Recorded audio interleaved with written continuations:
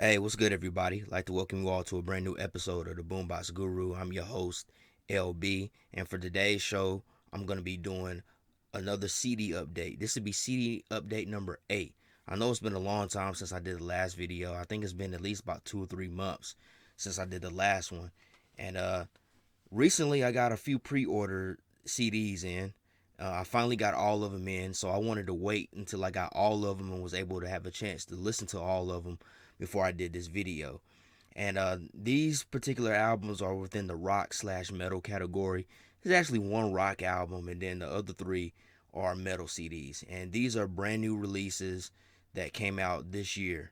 And let's get right into the video and discuss these particular albums. So the first album or CD that I want to talk about is the new album from the Wildhearts called 21st Century Love Songs that came out this year. I pre-ordered it as soon as the band announced it, and man, I gotta tell you, man, this is an awesome record, and I didn't have any doubt about that to begin with because the Wildhearts, they're one of my favorite rock bands, and everything that I've bought from them has been great music. Great music. I don't understand why this band isn't bigger than what they are. They should be huge over here in the States because they have every element of what a real rock and roll band should be.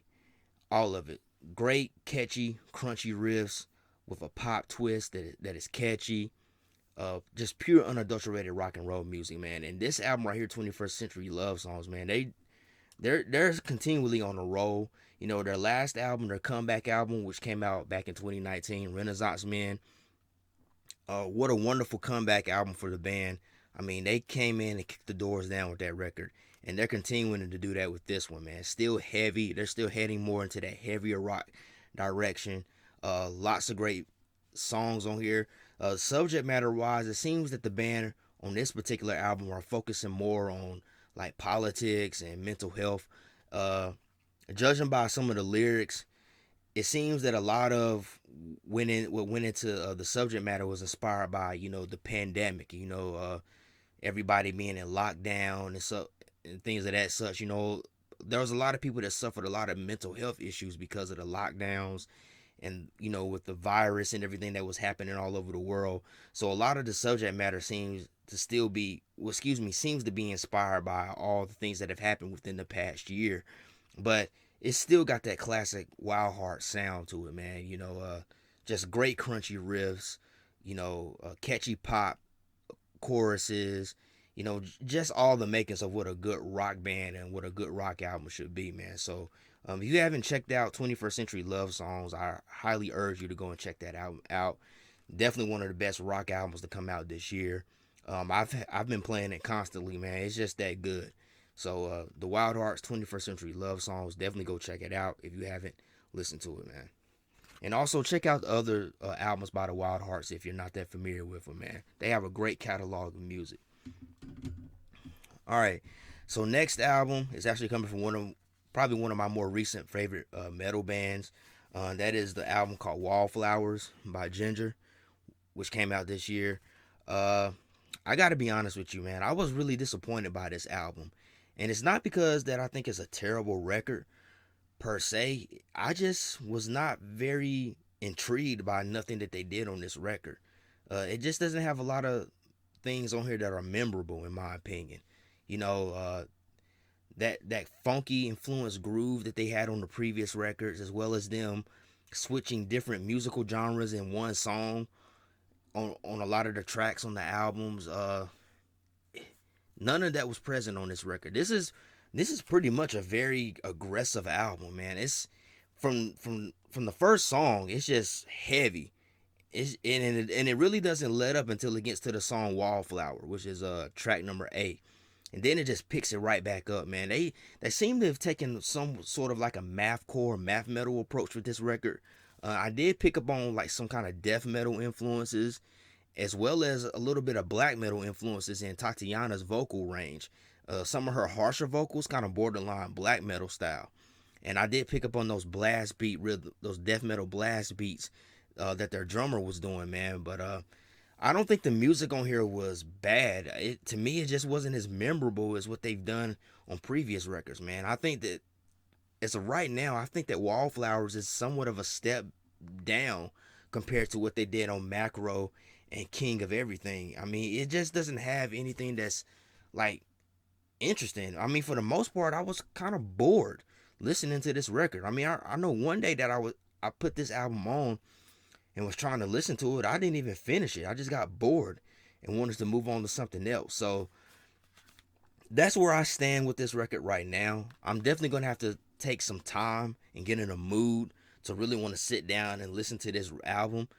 Uh, Probably more than once. Probably, well, I have listened to it more than once, but maybe just have a day where I can just sit back and really be in the mood to just listen to this album repeatedly and see if there's anything that can resonate with me. But all the previous listens that I've taken with this record, there's just nothing that's really kind of connected with me. I don't know what it is. I mean, I just end up being bored. So I don't know, man. That's kind of where I stand with this album. This is out of all the pre-orders, this one was probably the one that disappointed me the most because I was really expecting much more from Jinjer.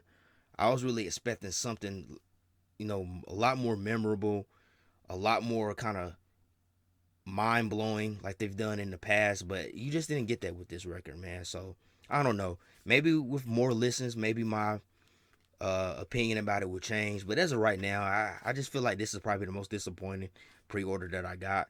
And I'm still a fan of Jinjer, but I don't know. Maybe again, like I said, maybe if I listened to this album, really sat down and took it in, maybe I would pick up on more positive things to like about it. But as of right now, to me the record was just a bit of a letdown. So yeah, that's my thoughts on Wallflower by Jinjer. Okay, and the next album I have right here is the debut album from Spiritbox, Eternal Blue. Comes with a really cool slipcase, really cool artwork and so forth. Uh, I actually did an album review on this album not long after I got it, probably like a couple of days after I got it in the mail. And I want to tell you, they were really good at getting out the pre-order on this one. I think mines came with maybe like the next day after the actual release date. So shout out to Spirit Box and their record label for doing a great job at getting the pre-orders out on time. Cause yeah, it came relatively quick. I was expecting to have to wait another week, but it came pretty fast. So my thoughts on this album. Well, if you want a more in-depth analyst of this album, definitely go check out my album review of it. But I gotta say, I really enjoyed this album, Eternal Blue. I thought it was really good. Uh, I'm not gonna say that I think it's a game changer like so many other people are saying, but just to give you a bit of a hint of what I said in my review, they had a very good balance of the more heavier material that they did when they first started to get a buzz to the more melodic direction that they're heading towards, and it's a really good consistency throughout the whole entire album. That's about all I want to really say about it because I don't want to ruin the album review that I did on this album. But yeah, I really enjoyed this record.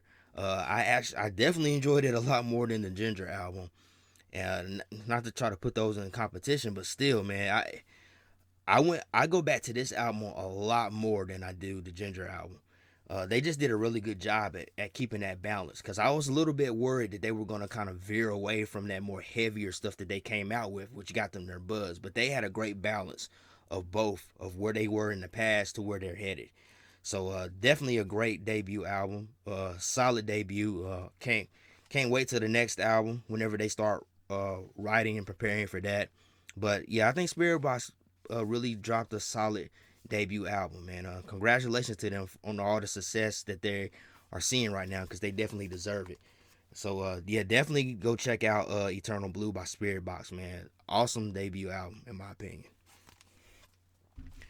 And last but certainly not least is the new album from Alien Weaponry, uh, Tangaroa. Yeah, I did an album review on this one as well, so definitely go check out that album review. Like I said, man, great, good album, solid, consistent record. Although I was a little disappointed that they didn't really spice things up as I was hoping for, because they got the new bassist in the band, And it's been like 2 or 3 years since the debut album, two. So I was kind of hoping for a little bit more variety in the sound. But I can definitely tell that the band is growing and that they're definitely heading in a new direction. It's just not really all that fulfilled here on this record like I was hoping it was, but definitely a very enjoyable record. I think out of all the pre-orders, this is the one that I've really went back to the most. I just really enjoy the sound that Alien Weaponry has. You know what I'm saying? They're a groove metal band, and groove metal is one of my favorite subgenres in metal, and I think they do it well. And the way that they add the Maori culture into their sound, the more tribal elements and so forth, really dig it, man. And I think this is a solid and consistent follow up to the first record. But if you want a more in depth analysis of this record, like I said, definitely go check out my album review on Alien Weaponry's Tangaroa, man. But definitely a solid record though. I enjoyed it. So that's it for this episode of my CD updates. This is CD update number 8. Hope you guys enjoy this video. If you're not all that familiar with these albums and you have been a little bit skeptical on checking them out, hey, definitely go and check these albums out. Stream them, order them online. Whatever you do to consume music, definitely go check these records out. And I like to give a shout out to all my new subscribers and my old subscribers. I want to thank everybody that's supporting the channel, and I appreciate you all. And if you could all do me a favor, go ahead and hit that thumbs up and like the video, because it helps give my videos more exposure. Share the video, as well as hit the subscribe button. Make sure you hit the bell so you'll be notified anytime I drop new content. Also, check out all my videos. I got albums ranked, I got album reviews, I got tier list, top 10, top 5 list. I got a lot of videos on there that I'm putting out there. So definitely check out my videos, support me. And as always, I hope you all have a blessed day, a blessed week, and love, peace, and music. Peace out.